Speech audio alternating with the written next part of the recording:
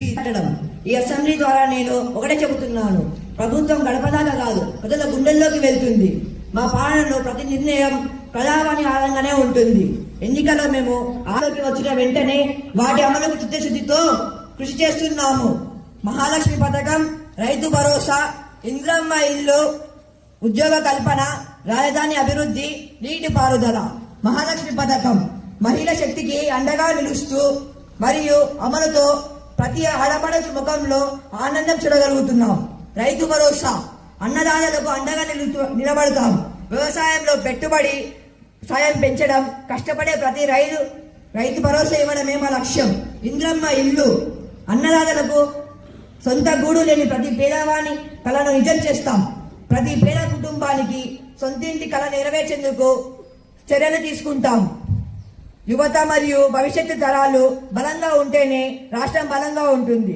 ఉద్యోగ కల్పన, ప్రభుత్వ విభాగాల్లో ఖాళీగా ఉన్న అన్ని ఉద్యోగాలను పారదర్శకత విధానంలో ఎలాంటి అవినీతిని తావు లేకుండా త్వరితగతిన భర్తీ చేస్తాం.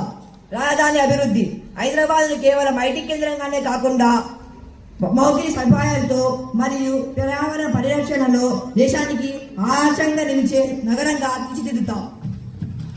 నీటి పారుదల, పాత ప్రాజెక్టులు పరిశీలన చేసి ప్రజలకు ఉపయోగపడే కొత్త నీటి పారుదల ప్రాజెక్టులను నిర్మించి ప్రతి ఎకరాకు నీరు అందించే విధంగా కట్టుబడి ఉన్నాము. పాలన అంటే కేవలం ప్రశంసలు అందుకోవడమే కాదు, సవాళ్ళను ధైర్యంగా ఎదుర్కోవడం. రాష్ట్రంపై ఉన్న ఆర్థిక భారం మాకు తెలుసు. గతంలో జరిగిన తప్పిదాలను సరిదిద్దుకుంటూ ప్రతి పైసా ప్రజల క్షేమం కోసమే ఉపయోగిస్తాం. చివరిగా నా తెలంగాణ ప్రజానికానికి నా విజ్ఞప్తి, ఈ ప్రభుత్వం మీద మీరు ప్రశ్నించండి, సలహాలు ఇవ్వండి, ప్రభుత్వాన్ని నడిపించండి. మనం కలిసికట్టుగా కృషి చేస్తేనే తెలంగాణని రాష్ట్రంలో దేశంలో నెంబర్ 1 రాష్ట్రంగానే నిలబెట్టగలం. ఈ అసెంబ్లీ ప్రతి అంశంపై నిర్మాణాత్మక చర్యలు జరగాలని కోరుకుంటున్నాను. జై తెలంగాణ, జై హింద్.